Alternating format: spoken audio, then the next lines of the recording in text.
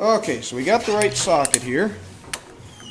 And what we're going to do is we're just going to tighten up this castle nut until we can't move this hub anymore. And what that's doing is it sets the bearings to the race.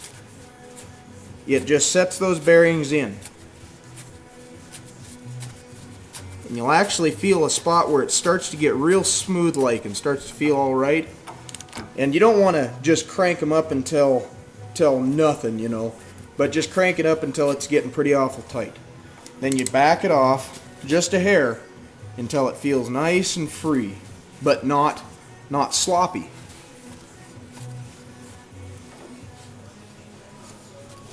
And that, see, with a tire on, you should turn just about 1 revolution with the tire on the hub before it stops. You should have just a little bit of resistance, but not too much.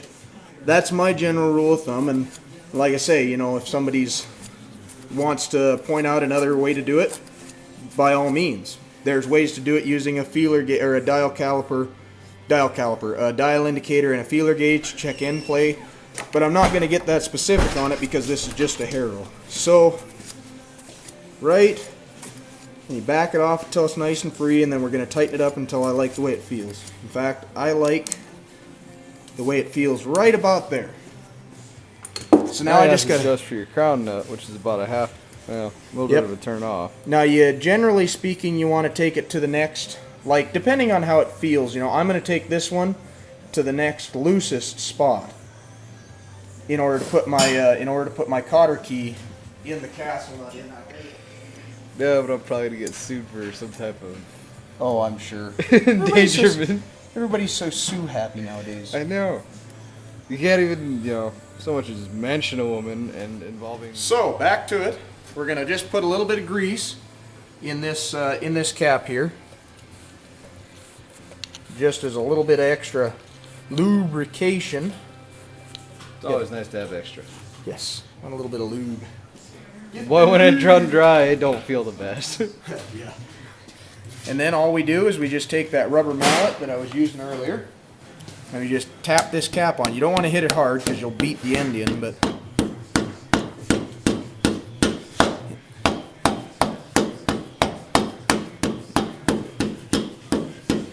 and now we can go reinstall it on the harrows. Okay, we're getting her jacked up now. Get the axle shaft put on. I made a boo-boo and smushed my jack stand. Now the fucker's rolling again, I suppose. Go figure. That's how I smushed the jack stand, was it started rolling.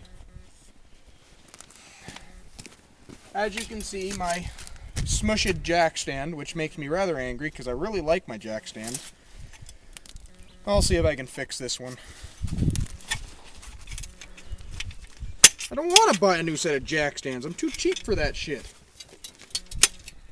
But can't put the tire on yet, obviously, because we have the thing, and I don't want to wreck my other jack stand just yet. So we're going to put this shaft in, and we're going to lower it back down and see if we can't find a little bit better spot to jack on.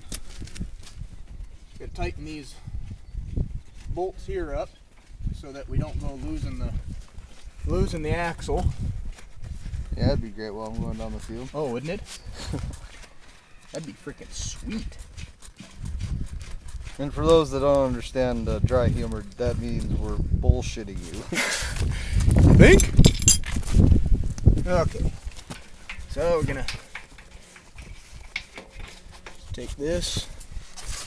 So I gotta crank the hell out of it.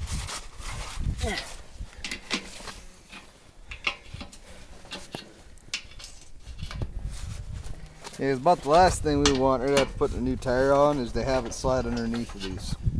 Yeah. Well, at least fixing the axle.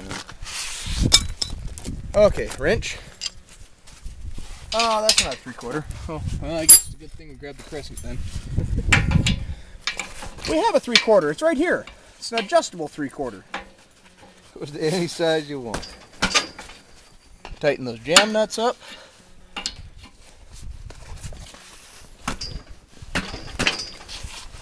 There we go. Now we just got to try and find a... I don't think that jack stand's going to work.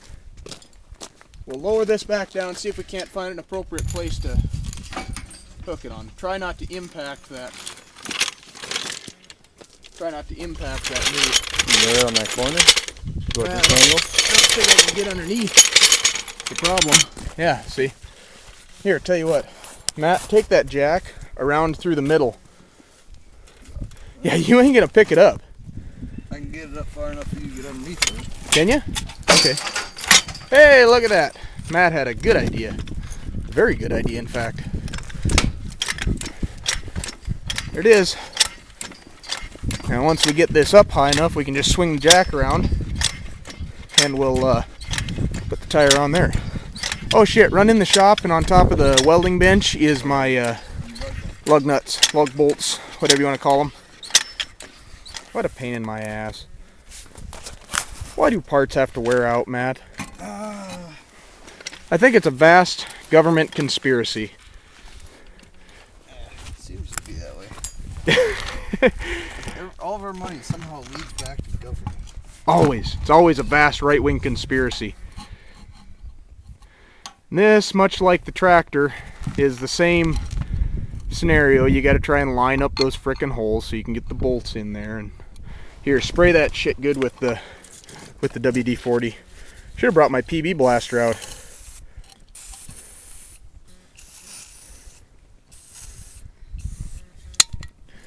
There we go.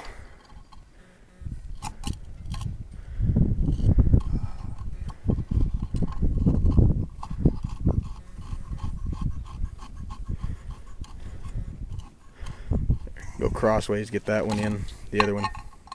There you go. Then you suck those up with the impact once you get that one in. I don't know why they couldn't just put studs on them. It would have been a hell of a lot easier.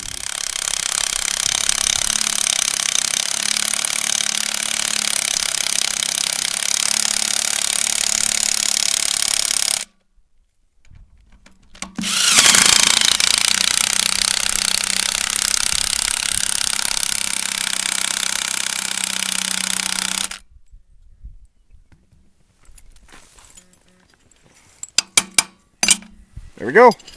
Now we can let her down. Watch it roll away. No. Okay, I get it blocked with the jack now. Yeah, because if it rolls away, then it's going to open up. Oh, no, don't do that. Don't roll away. We don't need to do it. Not unless the Sebring's parked behind it. I'm still considering buying that car. Leave that car alone. That's funny. Okay, let's grab up the tools, and except for our block. Apparently. Funny. Followed up.